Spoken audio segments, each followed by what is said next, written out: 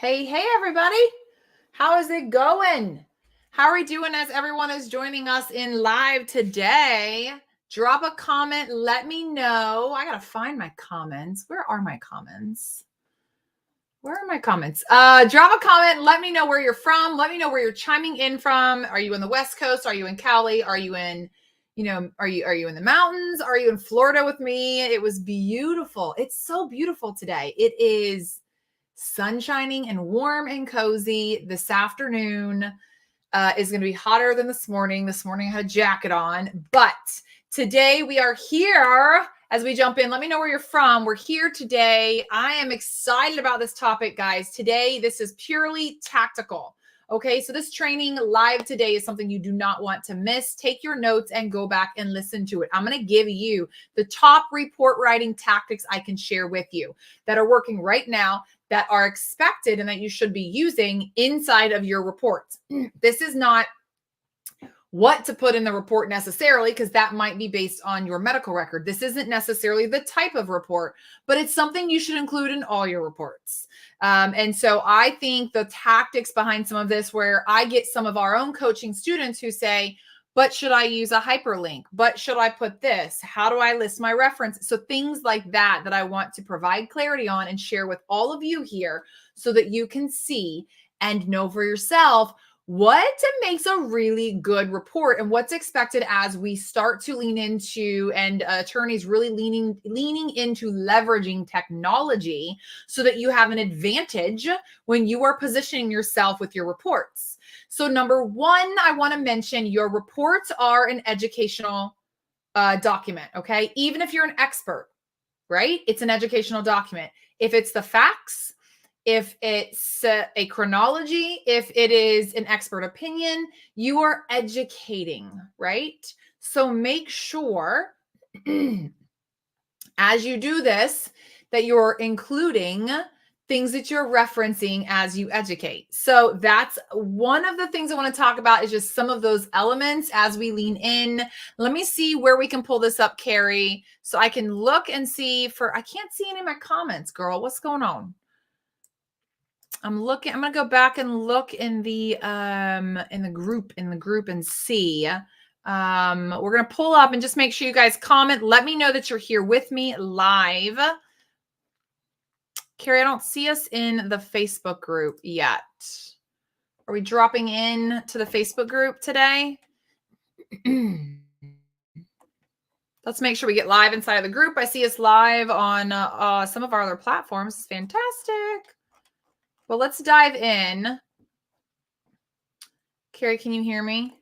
Are we live inside of the Facebook group? Awesome. Yeah. I'm not seeing it for some reason.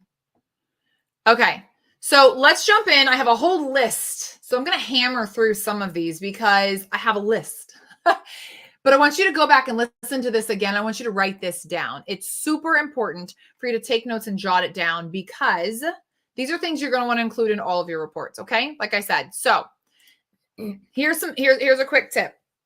And this is something that I talk about inside of our coaching program, and it's something that sometimes we forget, okay?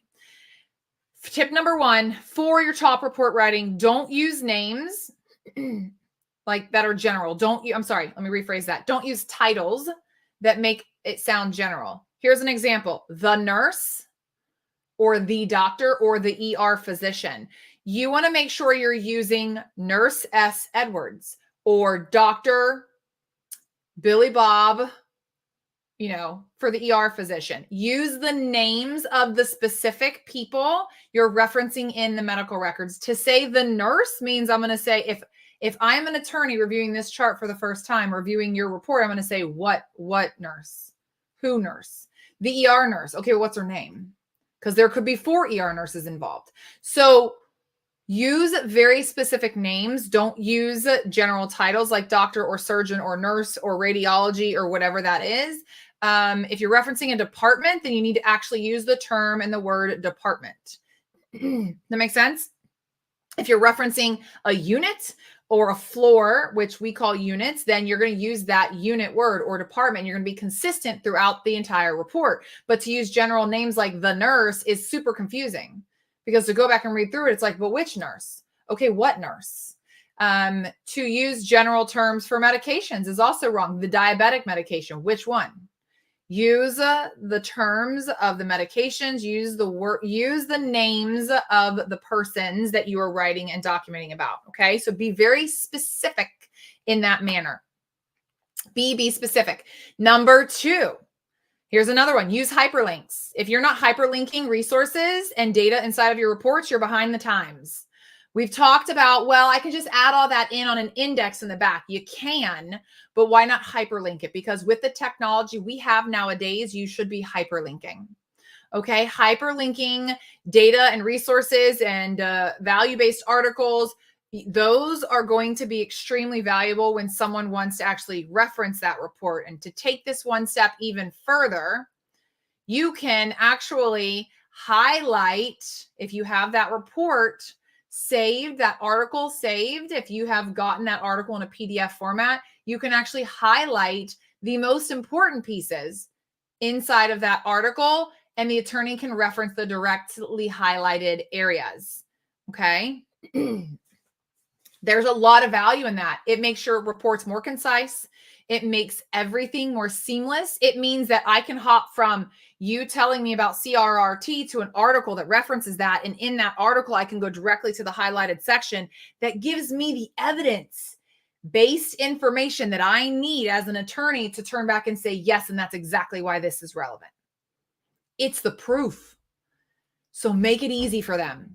Okay. With the technology and the way we can hyperlink and highlight and, do like proofread and review documents with summaries, you can use technology to your advantage. And I really want to encourage you to embrace that element. Hyperlinks are a must go to nowadays, not 15 and 20 pages of printed articles. Okay. Hyperlinking them is the go-to. Here's another thing. Using a reference list. I took notes on this, so give me a second. All right. So I went through using specific names. I told you about hyperlinking for additional resources. Use a reference list at the end if you're going to document certain documents throughout, right? I told you to hyperlink. And here's how I recommend doing that. Okay. Let's say I have a fact sheet and summary. Sorry, I have a tickle in my throat. Let's say I have a fact sheet and summary, and I'm going to list my source number as 4. Okay. So I'm going through and I've got all my sources, right? I've got my reference list in the back. It's the list of the sources that I have used, but I'm going to put source number 4. Instead of doing old APA formatting, I'm just going to list source number 4, and I'm going to hyperlink 4. I'm going to hyperlink that number 4 to the number 4 resource that I have listed in my resource list, right? In my reference list, I'm going to hyperlink to that direct article. Okay. I'm going to hyperlink the number 4 to where I listed in my resource list. Okay. Does that make sense? And you're also going to hyperlink that resource to the direct article. So what I mean by this is you don't have to fill your report with the last name and the title and the page numbers or whatever inside your reports anymore. If the whole report is relevant, then the attorneys are wanting to jump straight to it. Okay. I like to list all of our resources, and I like to hyperlink things throughout so that they can jump straight to it. It is, again, an easy way with technology to jump in. Okay. To jump right into that. So here's an example. I have sources 1 through 10 that I've referenced. I'm talking about source number 4. So I'm going to hyperlink source number 4. Okay. And you can even direct hyperlink 4 to the article. All right. But inside that reference list and that resource list, hyperlink your reference number 4 to the article on CRRT that you are referencing, that you're listing right there. Hyperlink everything. So it is so seamless and so easy for them to access. Remember, you're educating attorneys here. So we want them to find documents swiftly and soundly. We want them to move quickly. We want it all to be at their fingertips. Use technology and hyperlink. Okay. So I've already talked about the specific names. I've talked about hyperlinking your articles, but now I'm telling you hyperlink to your resources and your reference list. And instead of listing out in like old traditional APA, we have gone to using straight source numbers, because when I say brackets, right? When I bracket source number 4, they know that's source number 4. When they can click on it, they can head straight to the article. It makes things easy. I'm talking about CRRT, so I've got the article. And then when they open up that article, I've already gone through and highlighted the important and imperative parts of this. So my attorney can literally skim through this 48-page research article and go to the phrases and the documentation that are relevant to what I'm speaking about.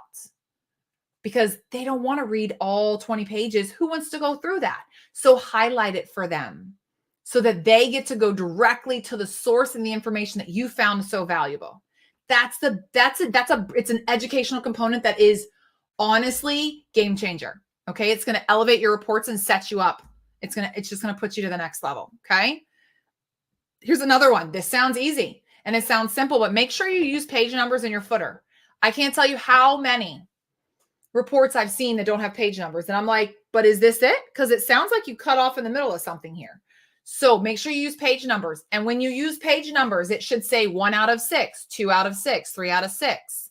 You can easily select this inside Word or Google Docs or in Adobe Pro, wherever you're generating your documents. It is easy to have your reference page numbers in your footer and for it to say 4 of 47. Okay, use page numbers. And don't just say 4, because how do I know 4 is it? How do I know 6 is all? I want to make sure I've got 4 of 47 or I've got all 47 pages, okay? Use page numbers in your footer. Include the report type in your header, okay? Because it's really easy to get lost and be like, okay, who am I reading about? Include the report title or type, okay? Fact sheet summary. It could be S. Edwards fact sheet summary, right? If that's the case name or case number even, okay? Using that in your header on every single page. This makes it really easy as they're scrolling through 40 plus, however many pages of records or your report, because it's so robust and it's med mal and it's 42 pages long. As they're scrolling through, they can still see that they're on S. Edwards fact sheet and summary. And if you have a case number, you can put that up there too. Use your headers and footers to serve you and for consistency, okay? Also, I want you to state in the footer, here's an example. And this, guys, I would write this verbatim. I would use this sentence verbatim inside of every single report you ever generate, ever. In the footer of every single report, I would put your business name for me, Selna Consulting, LLC. Reserves the right to amend this report with the discovery of other or additional records. Those words exactly. Selna Consulting, your business name, reserves the right to amend this report with the discovery of other or additional records. You guys got that? Write that down or come back and listen to this and copy that in. That is your legal statement that allows you to say, upon discovery of any more records, I can amend this and completely change my mind and my opinion, even as an expert. So whether you're a consultant or an expert, you can use this statement because this basically tells the court and anybody reading the record that here's my conclusion, here's my opinion, here's what I think and what I value based on the records that are listed in review.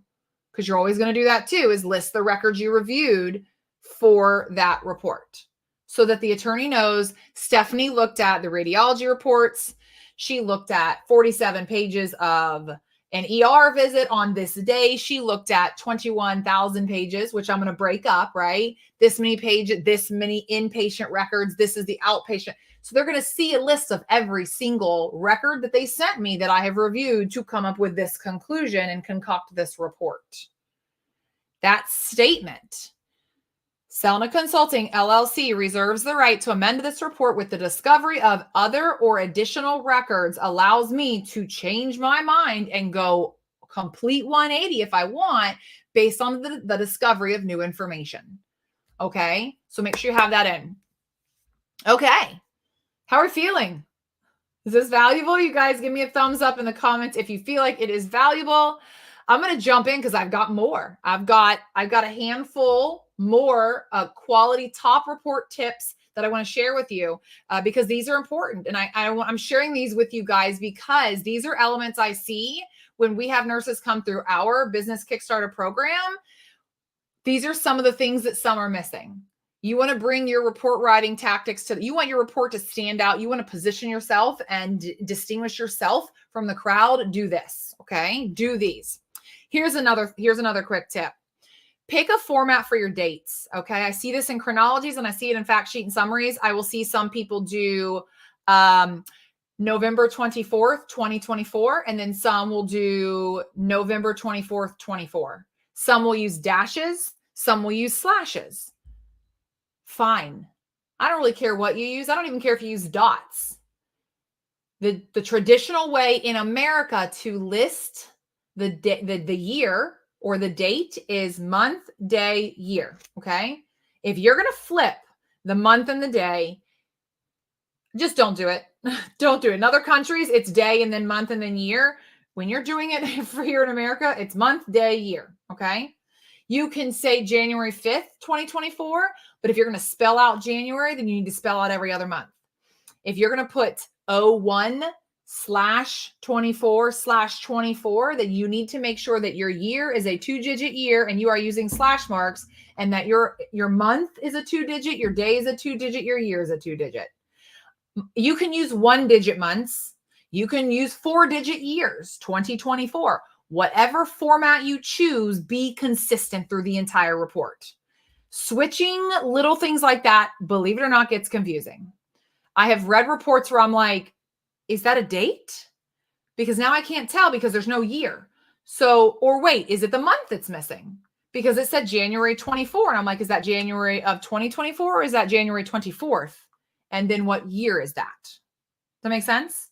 So yes, it can get confusing, especially if you've got voluminous records. You can't assume. Okay. So don't assume. Be super, super clear and make sure you're very consistent. Don't change the formatting throughout, especially in chronologies. Make sure you're clear and concise. I love 2-digit. I like 2 digits. I like 2-digit month, 2-digit day, 2-digit year. So if it was January 1st of 2024, I would say 01/01/24. I like 2 digits. I'm going to say the same thing about your time. When you document timestamps, make very clear if it is AM or PM.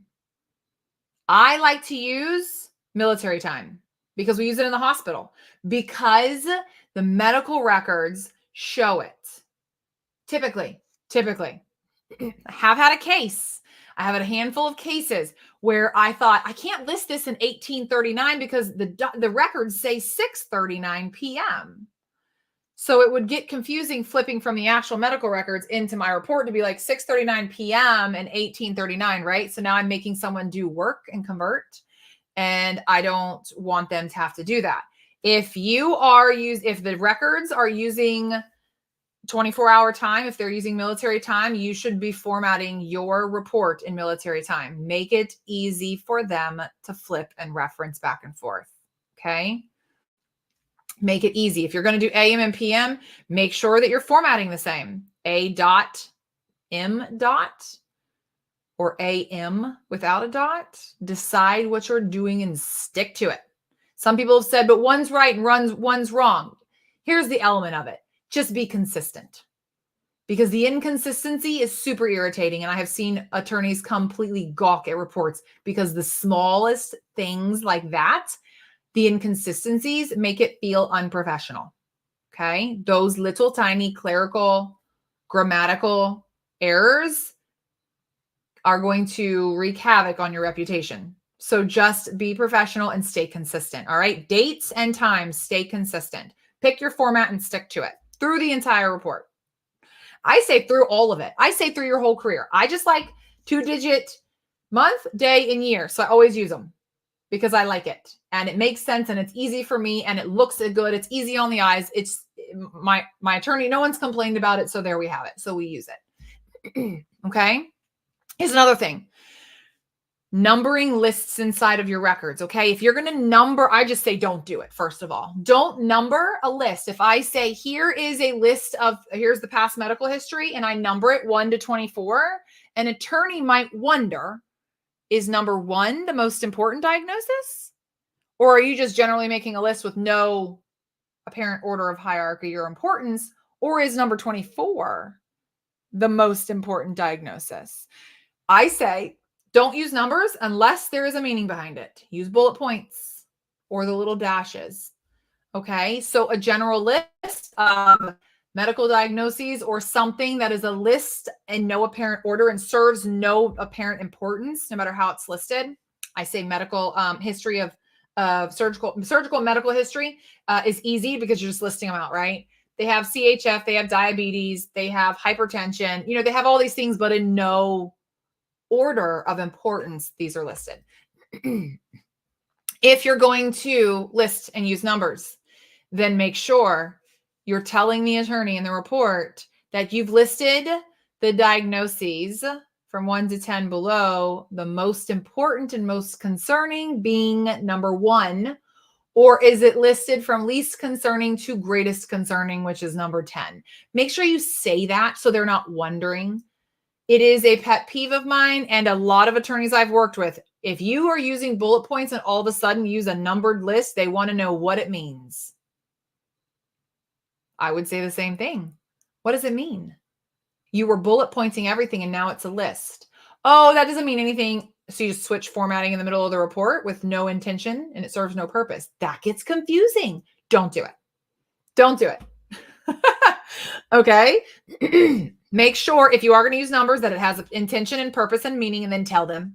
Tell them if number 1 is the most important and 10 is the least important. You can say that in your report in parentheses, listed from least to greatest importance, 10 equaling the 10 equals the greatest importance, or listed from 1 to 10, 1 being greatest importance to least importance. So identify that. Okay. Identify. Don't make them question it. All right. All right. I'm jumping back to my list here. Incorporate visuals. Guys, you can use AI nowadays, and it's super easy to incorporate grids or charts or graphs or diagrams. If you're sitting there envisioning in your head a bar chart because this is what makes more sense to you to visually see it, then build it out so they can see it. Because they need to see the power and importance of some things. And sometimes it's so much better had in a chart or a graph or a grid or a diagram. So do it and use a form of AI to help you create it. These are a dime a dozen. You can use free AI platforms nowadays to help you do this. So use those. That is super easy to lean into and say, okay, I want to put this in a pie chart to show the significance of the number of errors that occurred on this shift. That's easy. You could just drop some of those requests into AI and it will tell you. Okay. I would highly recommend. Some of these used to be harder to build out. I used to have to go into Word and use like the clip art and stuff like that and help and like color it. You don't have to do that anymore. AI will generate it for you. So use those. Use them and implement them because it is that much easier nowadays to do it. There's no reason you shouldn't, especially because images and pictures and graphs and charts are that much more powerful and impactful for anyone. Visual aid means you can consume more information at one period, in one glimpse, in one snapshot in your brain than you can reading 4 pages. If I have a bar chart or a line chart that shows a series of events or a timeline, I can, in my mind, quantify and see gaps, see consistency, see red flags. I can see rises and falls. I can see the peaks and the troughs, depending on the chart or the diagram. I can capture so much more data. It's quantifiable multiple times more than me reading 5 pages of words and trying to put all that together in my head. Build the visual for them. It is powerful. It is that powerful. We use visual aids in all of our reports. And if you have an opportunity, do it. If you're doing a merit review, you might not need to because it's so brief and so short. You might not be including enough information. But chronologies, we typically use chronologies and provide timelines with them. So it's not a chronology or a timeline anymore. We do it together. We add on because visually a timeline makes more sense to show them how things sequenced out. And here's the chronology so you can get the actual facts.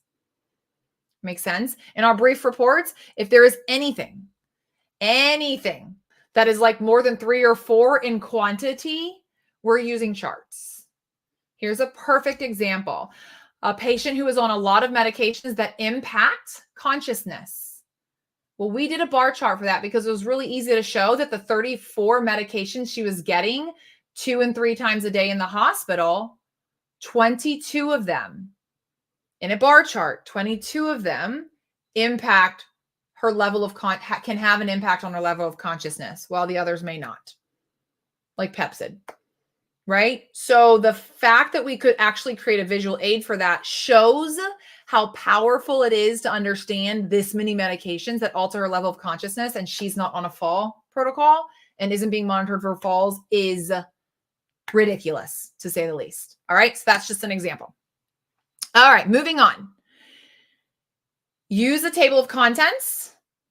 Okay, use a table of contents. If you have 15 or more pages, table of content goes in the front, right? After your cover page, after your disclaimer page and your privacy notice, okay? Then you're going to have a table of contents. You want a table of contents. And these are easy to create now, especially in Adobe Pro. You can, they have AI sources that literally will go through, and every time you put in a subheading, it creates it and flags it as a table of content. It automatically generates it for you. This is why I love these. AI is in everything now, and it can make your life so much easier. So if you have a subheading, it should be in your table of contents. 15 pages or more, I say table of contents by default. That would be my recommendation. Or if you have, maybe it's less than 15 pages here, maybe it's like a cost projection analysis. We have cost projections that are 8 and 9 pages, but because there are so many subheadings, meaning bodies of information on each page, we still list a table of contents because maybe they want to jump to something that relates to a particular visit or a particular area in their life in the cost projection. So that's an element where I would say we use table of contents all the time is in the cost projections. We'll use them even if they're less than 15 pages, but generally anything over 15 pages, I'm like, put a table of contents in because I need that visual to organize my brain before I get into the report, which means the attorney is going to want it and maybe not even know they need it, but they're going to want it once you give it to them. Some of these things seem small, right, guys? Drop a comment. Let me know. Yes, they seem simple, right? Comment, let me know yes in the comments if these things seem simple, and they are simple. A lot of them are simple tweaks, but these combined, this is what helps you elevate your reports to the next level. And I'm not quite done there. Not done yet, okay?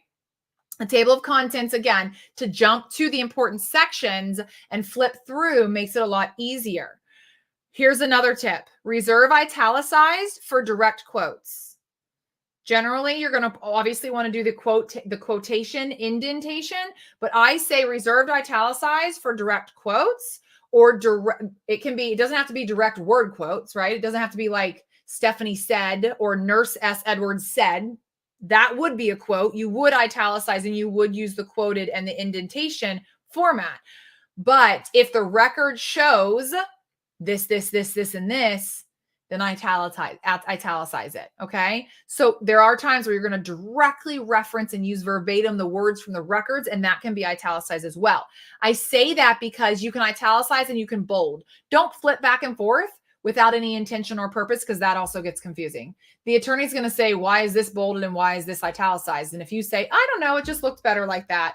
I mean, there needs to be intention behind what you're doing. If you're going to italicize, do it because it's a direct quote from the records or somebody said something, right? At that point. Yes, Christy, consistency, right? So use italic, but then if you're going to bold, here's the thing about bolding. You can bold headings. You can bold subheadings. Okay. You can bolding. Don't get carried away with it. We bold other than headings and subheadings. We actually bold words, and this is how I coach. I would coach you to bold words inside your report, or bold a phrase or an instance you want to draw their attention to. So if I print it out, let's say, or if I'm scrolling on my computer and there's 15 pages in this fact sheet and summary, and I'm scrolling, I'm going to stop when I see a bold word and I'm going to read it. So if it's bolded, it's because I'm like, oh, I need to pay attention to that. I don't bold headings and subheadings, because the formatting shows clear headings and subheadings, and we have tables of contents in our formatting where they can jump to it. That's the beautiful part about PDFs and using Adobe Pro. You can jump through that table of contents and click in and head straight to that page on the report. But to bold needs to draw and capture the attention with intention. You want to capture the attention with intention. That's a key element there. So don't just go bolding and italicizing at random. Again, you have to be intentional about what you're doing and stay consistent. To just switch all over, this isn't social media, right? Like in social media, like bold what you want, italicize. Some people underline because they just want to shift the eye. We want to be consistent inside of our reports. We want to stay consistent because we don't want, if you're wondering, if you sent me your report right now and said, read this, if you thought I would go back and be like, but why is that underlined and why is this italicized? You need to be able to tell me, well, the italicized means X and the underline means this. And I go, okay, through the whole report, I get it now. But if you're just like, I don't know, it looked better, don't do it. Don't do it. Just don't do it. Yeah, she says simple but important. Yes, it is incredibly simple and incredibly important. And here's another thing, guys. Using AI in general can be done to support you with some of this, okay? So here's an example. We have a Beyond the Basics course that is 14 days where you can learn all about legal nursing. If you're trying to sit here and go, I don't even know, I can't even visualize how to put a report together, that program, the Beyond the Basics, maybe Carrie, can you drop that link for me? The Beyond the Basics program course, I actually show you how to use AI to generate sample reports so you can visually see and understand what you are doing. I will show you how to prompt AI to get sample reports in your pocket. I will literally tell you exactly what to say so it spits out something that is super beneficial for you so you can visually see. Now, it's not going to be in a downloaded Word type document. The formatting might be a little off because it's just spitting it out to you in an AI feed. It's not going to have page numbers, but as far as content, as far as structure, as far as what's included, the verbiage, again, and more of the information within the report, it is going to help you with that. So let me see if we can grab that link for you guys. I actually want to make sure I've got that link here. I want to make sure we can get that link to you guys. Can I get that link, Carrie? Here we go. Here's the link, guys, to our Beyond the Basics. This is a course where I actually show you how to use AI to learn and understand and need to get all the information you need about legal nursing. Learn how to become a legal nurse with the support of AI in this course. Guys, we still have this out. This is what's absolutely amazing about AI now is Cindy says it's awesome, very beneficial. Thank you, Cindy. Thank you. It is awesome. I think it's fantastic. And it gets you information fast. Do you want to go scour the web and the internet? You don't have to. So the point to all of these top report writing tactics and the whole concept behind Beyond the Basics is using AI to help support you so you can do things better and faster with less effort. Okay. So these hyperlinkings, it's a technology we can use and it should be used. It's not anything new. It's becoming standard at this point. So use it. Use your hyperlinking. Page numbers, the dates and the time formatting. That is not new. That is age old. But just stick to it. Find the thing you're going to do and stick to it. Okay. When you're talking about grids and charts and diagrams, AI can support you on that. There is no reason and no excuse at this point that you can't have it in your report. This is what's going to help you elevate your game. You want to distinguish yourself and set yourself apart. These are what does it. These are the elements that do it. Okay. Having a reference list, making sure you have your disclaimer at the footer of every page, making sure that you have your headers. These are things that you go and build out a template, you save it, and it's there every single time. You set some of these elements in and they're there every single time. Do it. I have templates for all my attorney clients. And here's one last big tip I'm going to give you guys. And this is going to sound silly, but the absolute biggest, the tip I can give you, the greatest report writing tactic I could give you is do not use the same template for every attorney. Yes, I said it. I don't care what anyone else in the world of LNC says. If you want longevity, if you want sustainability, if you want predictability, if you want clients who give you so much business, they give you 6 figures worth of business a year, do not use the identical report template for every single attorney. Do not turn something in and say, here, this is how I do it. You will, if they don't like it, you won't get any more business from them. I have templates saved for every attorney client. Now, a lot of my templates, I do duplicate over and use them because my attorneys like the way it looks. They understand it. They like it. It's easy for them to consume, but not every attorney is the same. So do not create a merit template and a fact sheet and summary and a chronology and a basic report template and think these are the only 4 I'm ever going to need to use. I think that's really, really dumb. I say you as an element of customer service to your attorney should be getting criticism on every single report that you do. And if they don't like something or wish that they could see something different, that you are showcasing that so that that report and that document can be used. My attorneys use our documents in depositions. They use them in trials. They use them to reference to build out their paralegals use them to build out case elements. They use our reports to share with their experts for case summaries. That's what you want. You want your reports to be so beneficial that they are using them to educate themselves and to leverage their case. That's how powerful and impactful you want that report to be. So do not use the same template for every attorney ever. We teach this in our program, and I can't preach this enough. And then you say, yeah, but then what do I say? We can get into that. That's a whole nother training. However, here's my biggest tip of advice with your templates. Start with something, get criticism and feedback, and then alter for that attorney. And when and if you can, see if they have a sample of something they've gotten done previously or maybe something that they like. And then even if they send you a chronology template and attorney Bill says, Stephanie, I really like this. I say, okay, that's great. Is there anything missing from this that you would prefer to see in addition? Because sometimes they don't realize more can be done. Ask them, this looks great, Bill. Okay, this is fantastic. I can replicate this, but is there anything in addition to this that you would like to see included? Do you wish that there was diagrams? Do you wish that there was a summary or a reference list at the end? I give them ideas. I plant the seeds because I'm already looking at it going, I think I know what would make this better.